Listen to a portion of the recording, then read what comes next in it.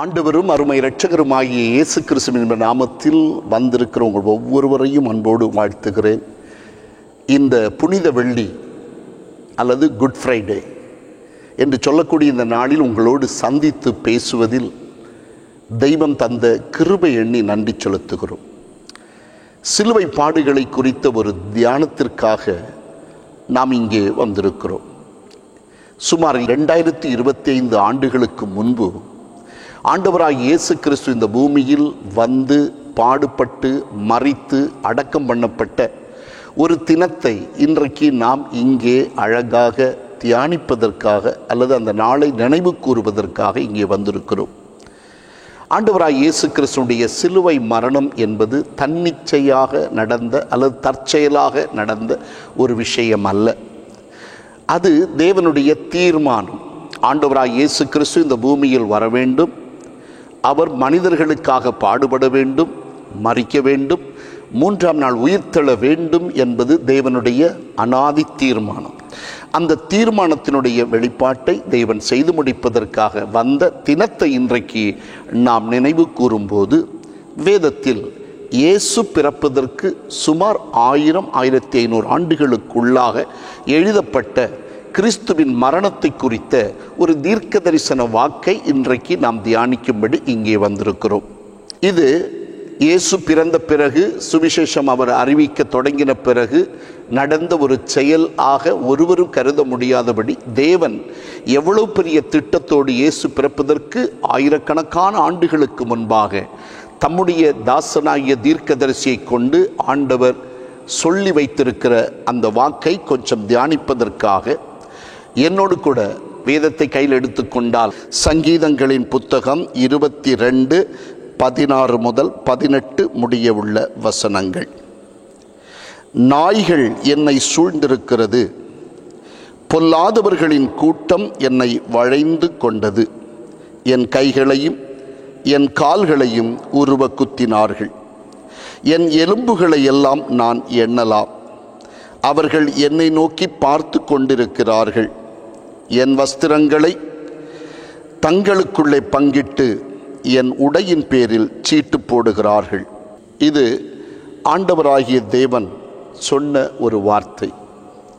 ஆண்டவராகிய இயேசு கிறிஸ்துவனுடைய அவருக்கு நடக்கக்கூடிய சம்பவத்தை குறித்த ஒரு அழகான தெளிவான பார்வை இங்கே சொல்லப்பட்டிருக்கிறது. என் கைகளையும் என் கால்களையும் உருவ குத்தினார்கள். எவ்வளவு பெரிய அர்த்தமுள்ள ஒரு வாக்கை!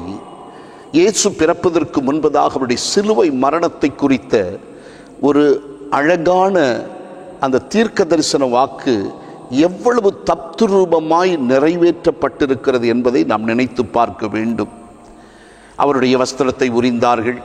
மேலிருந்து கீழ் வரைக்கும் தையல் இல்லாமல் இருந்தபடியினால் அதை கிழிக்க மனதில்லாமல் யாருக்கு வருமோ என்று சொல்லி நாம் சீட்டு போட்டு பார்ப்போம் என்று சொல்லி அவர்கள் சீட்டு போட்டு ஒருவனுக்கு அந்த வஸ்திரம் விழுந்து அவன் அதை எடுத்துக்கொண்டான். அதைத்தான் இயேசு பிறப்பதற்கு 1000 ஆண்டுகளுக்கு முன்பதாக, சுமார் 1500 ஆண்டுகளுக்கு முன்பதாக தீர்க்கதரிசி எழுதி வைத்த சம்பவம் இன்று நிறைவேற்றியிருக்கிறதை நாம் அழகாக கண்கூடாய் பார்க்கிறோம்.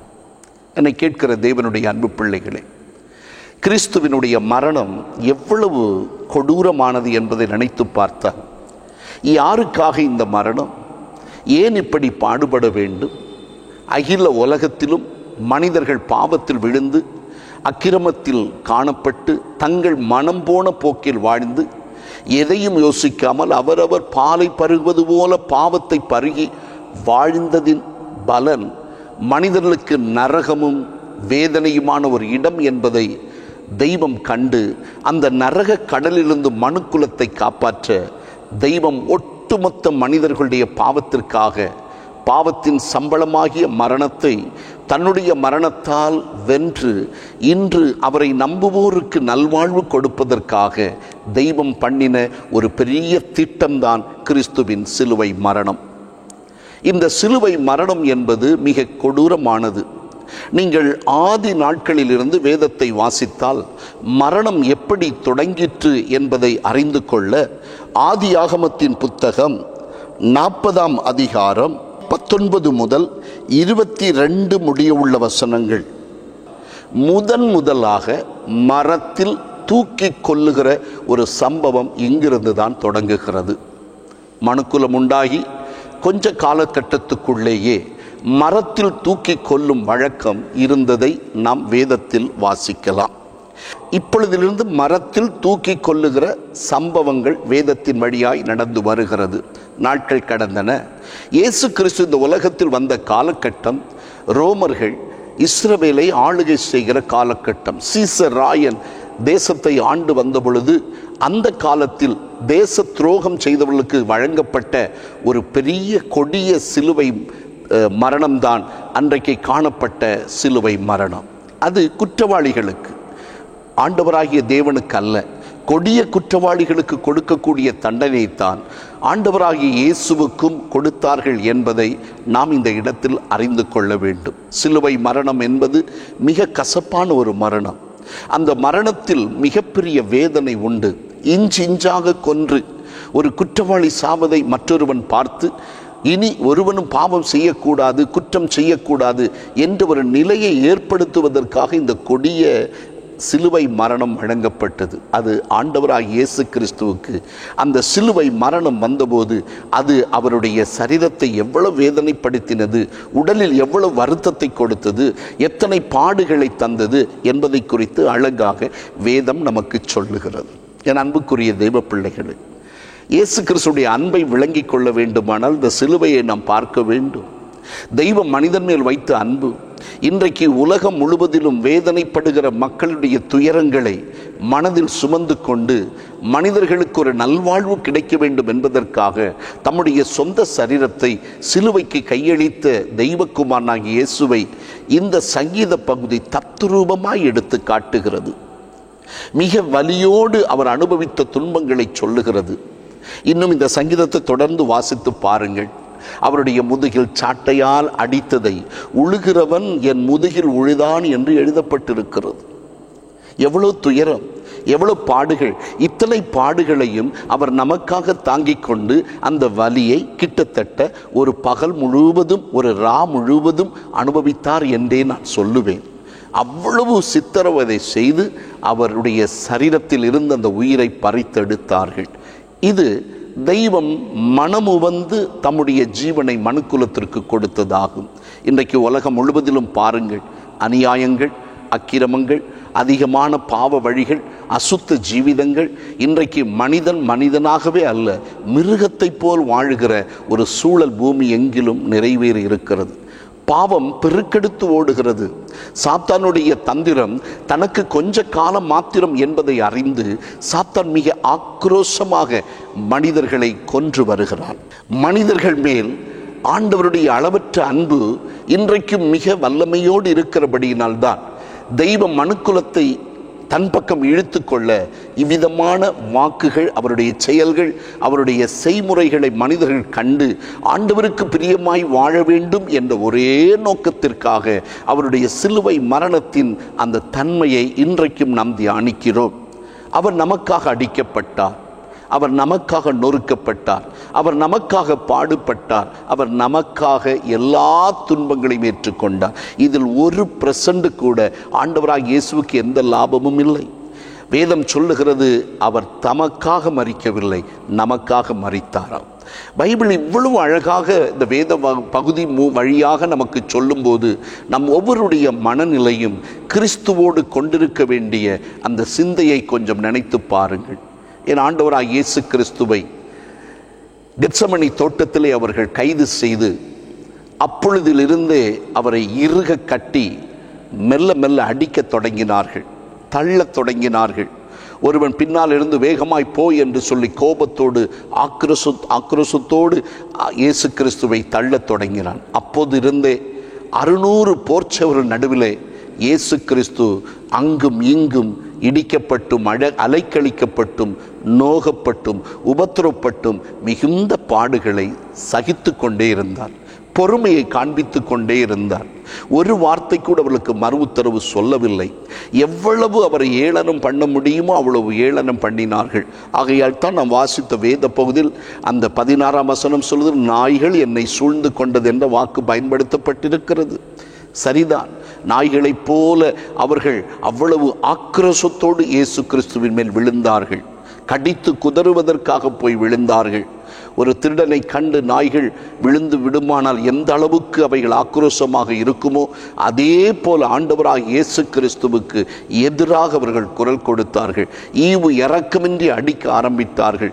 மாறி மாறி அவருடைய கன்னத்தில் அடித்தார்கள். அவருடைய உடலில் எவ்வளவு உபாதை கொடுக்க முடியுமோ, வருத்தம் கொடுக்க முடியுமோ அத்தனையும் கொடுத்து, ஒரு வார்த்தையாகிலும் அவர் தவறாய் பேசுவதற்கான சூழலை அல்லது அரசாங்கத்துக்கு எதிராய் பேசுகிற ஒரு நிலையை அல்லது வேறொருவனுக்கு அதிகாரிக்கு விரோதமாய் பேசுகிற ஒரு சூழலை ஏற்படுத்தி விடலாமா என்று அவர்கள் முனைந்து தோற்றே போனார்கள்.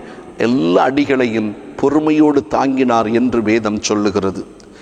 இரவு முழுவதும் இவ்வளவு பாடுகள், இவ்வளவு துன்பங்கள், கசையடிகள், அவமானங்கள், பலத்த துயர சத்தங்கள், அவமான சொற்கள் எல்லாவற்றையும் தாங்கினோராக உங்களையும் என்னையும் நினைத்து ஆண்டவர் பொறுமையோடு சகித்த அந்த தினத்தை தான் நாம் இன்றைக்கு நினைத்து பார்க்கிறோம்.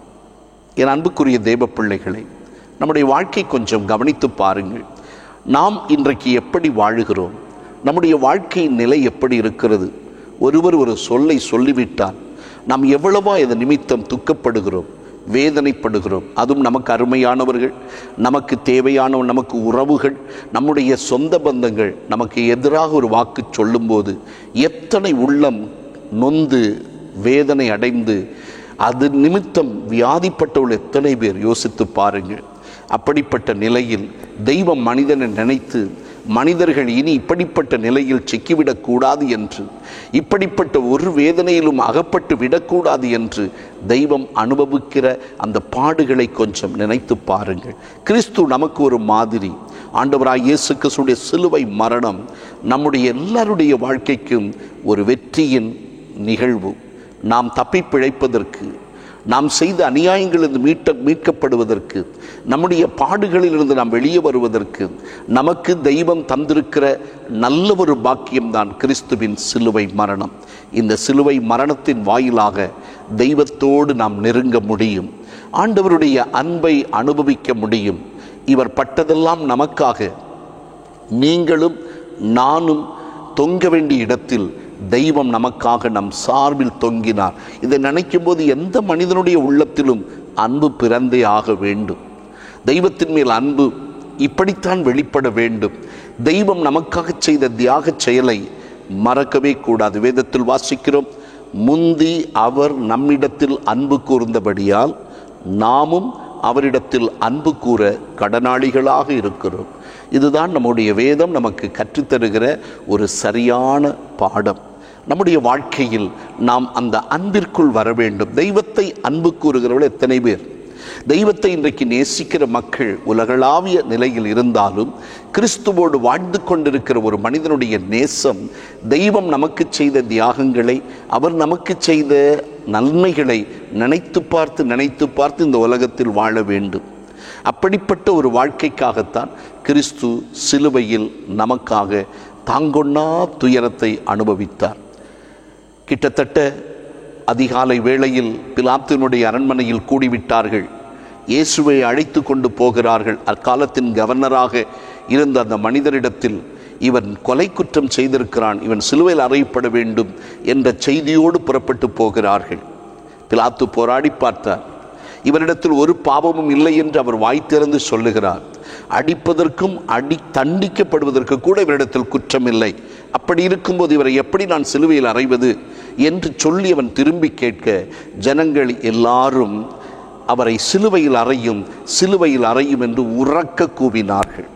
மீண்டும் அவன் கேட்கிறான், ஐயோ, இவரிடத்தில் பாவம் இல்லையே, இவரிடத்தில் குற்றம் இல்லையே, அப்படி இருந்தும் இவர் தண்டிக்கப்படுவதற்கு கூட இவரிடத்தில் குறை இல்லை, அப்படி இருக்கும்போது இவரை கொலை செய்வதா என்று சொல்லும்போது அந்த ஜனங்கள் எல்லாரும் ராயனுக்கு அபயமிட்டார்கள்.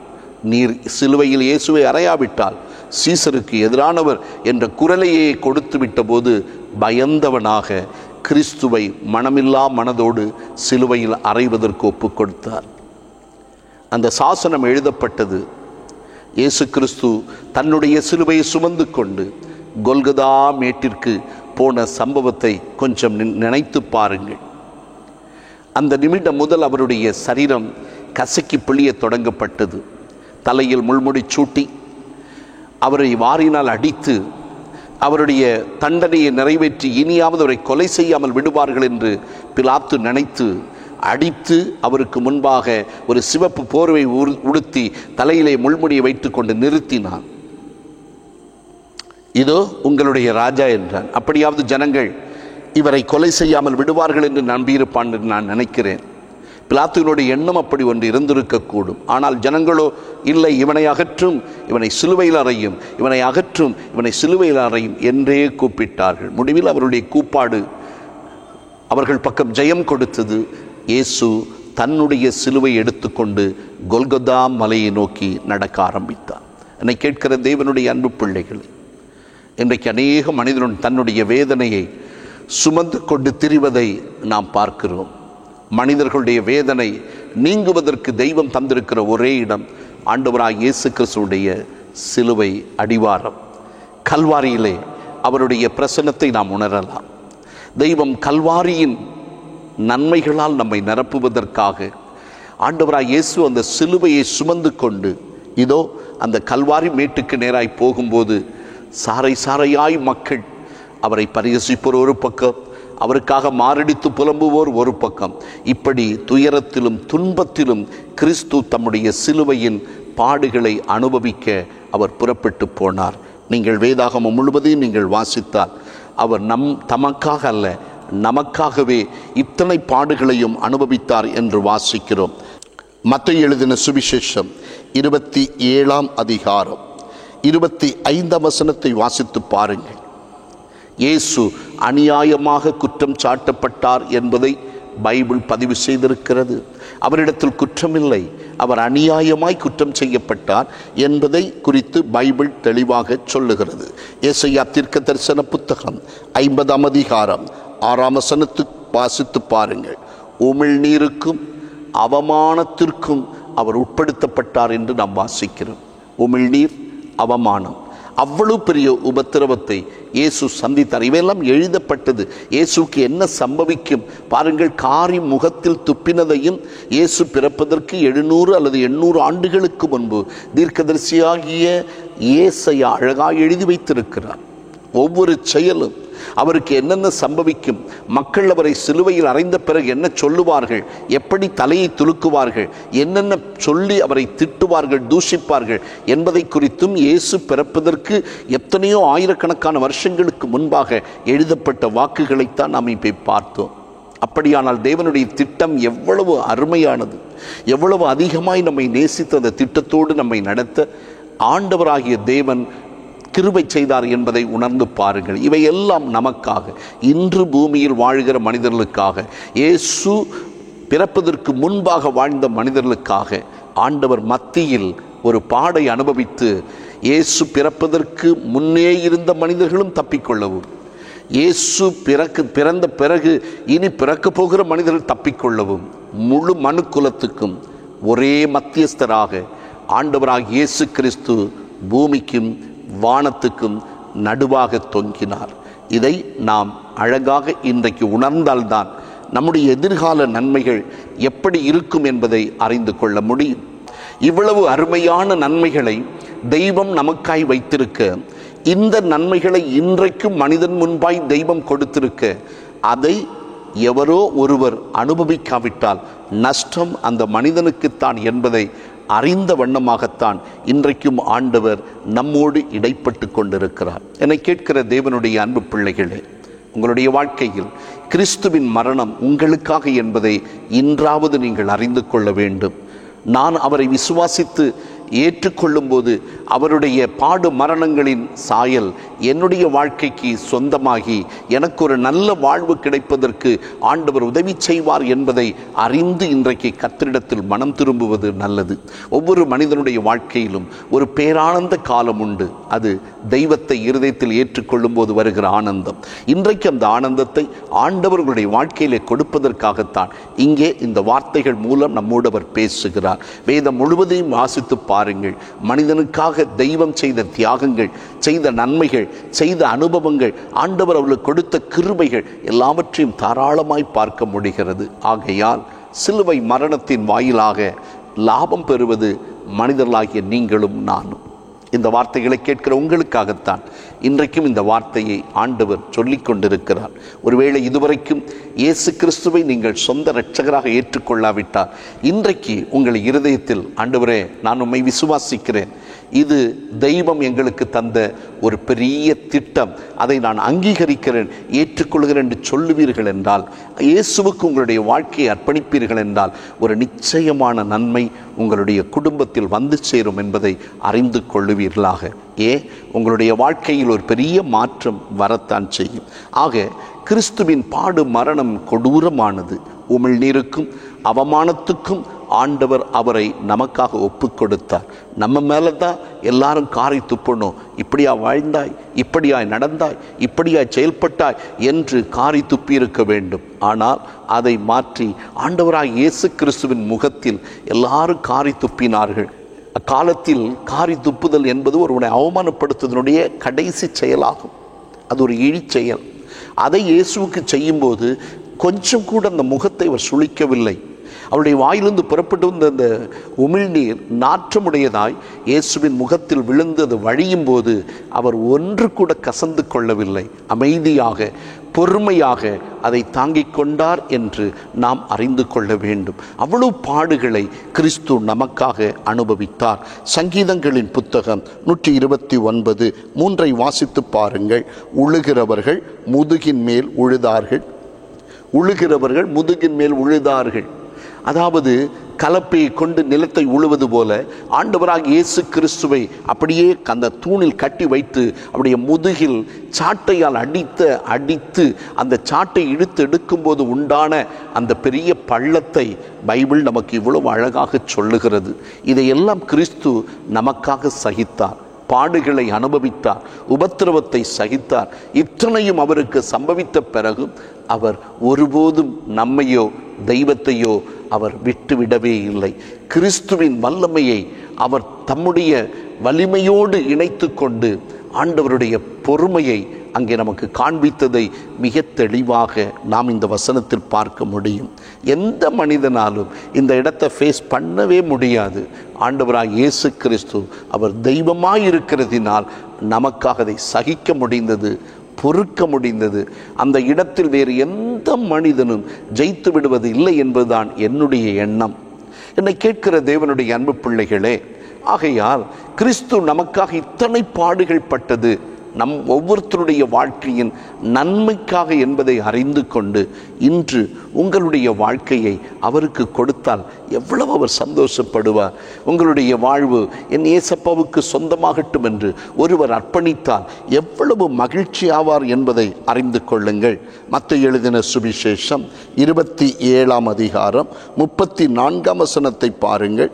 ஆண்டவராய் இயேசு கிறிஸ்து காடி வாங்காமல் சிலுவை பாடை அனுபவித்தார். அக்காலத்தில் இப்படிப்பட்ட கொடிய குற்றவாளிகள் துன்பத்தின் மத்தியில் கடந்து போகும்போது அவர்கள் கசப்பான ஒரு காடி, அந்த கால பெண்கள் ஒரு விதமான பானத்தை அவர்கள் அந்த வலி தெரியாமல் மறிக்க வேண்டும் என்பதற்காக அதற்கு காடி என்று சொல்லப்படுகிறது.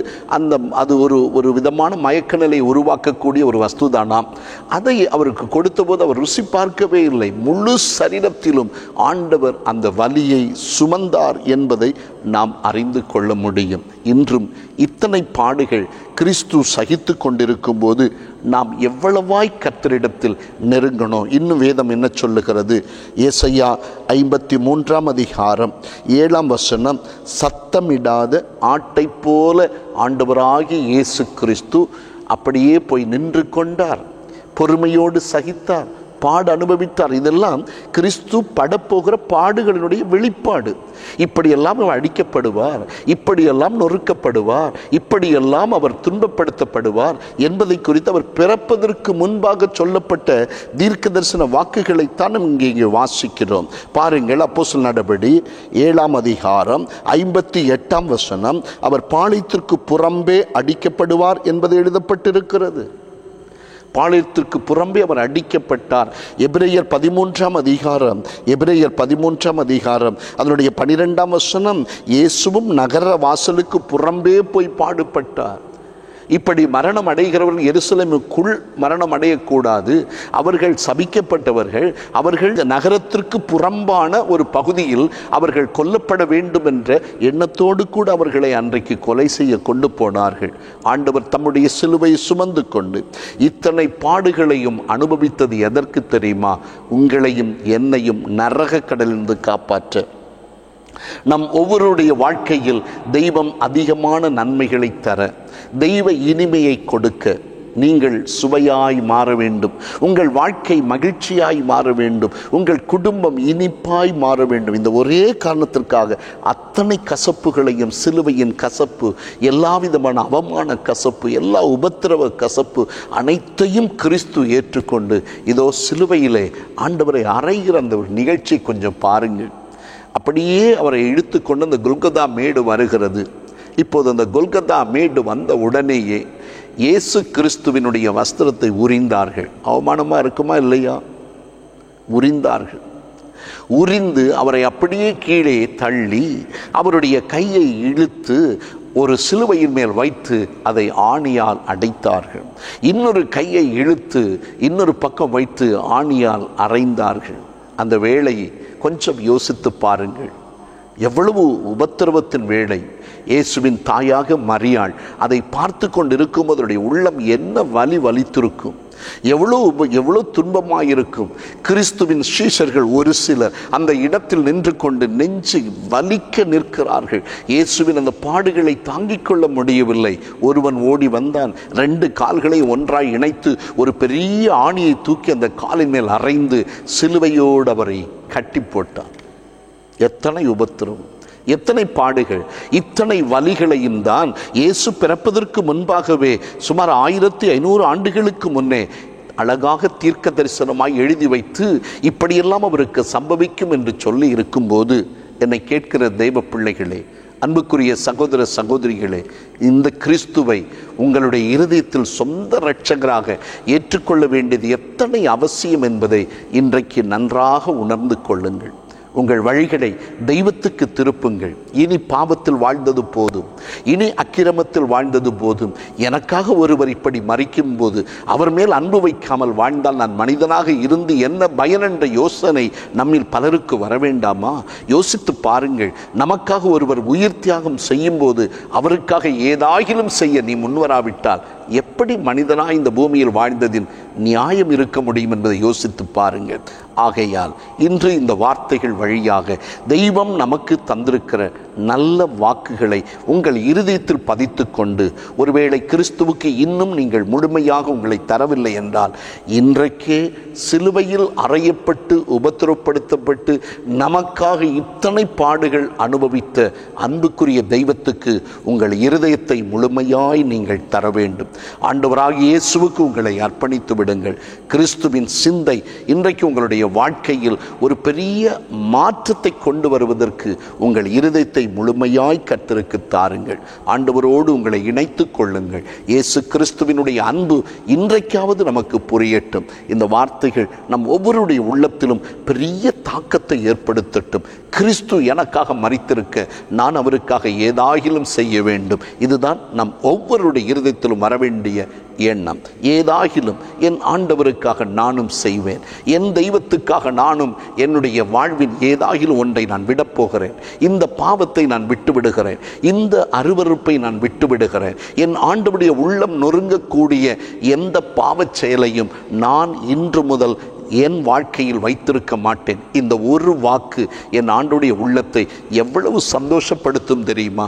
எவ்வளவு மனமகிழ்ச்சியாக்கும். இப்படி ஒரு மனிதன் இன்றைக்கு சொல்லுவானானால் என் ஆண்டவர் பட்ட பாடுகளுக்கு ஒரு அர்த்தம் உண்டு என்பதை குறித்து அவருக்கு ஒரு சந்தோஷம் உண்டாகிவிடும். இன்றைக்கு உன் வாயிலிருந்து அந்த வாக்கை அவர் எதிர்பார்க்கிறார். ஐயா, எனக்காக இத்தனை பாடுபட்டீர்களே, உங்களுக்காக இனி உள்ள காலத்தை தருகிறேன், இனி உள்ள வாழ்க்கை தருகிறேன். இனி உள்ள நாளில் இந்த பாவத்தை நான் விட்டு விடுகிறேன், இந்த அக்கிரமத்தை விட்டு விடுகிறேன், இந்த பொல்லாப்பை விட்டு விடுகிறேன், இந்த அசுத்தத்தை விட்டு விடுகிறேன், இந்த கிரியைகளை விட்டு விடுகிறேன். உங்களுக்கு என்னென்ன பாவம் இருக்கோ அதெல்லாம் இன்னைக்கு நீங்க விட்டுட்டீங்க.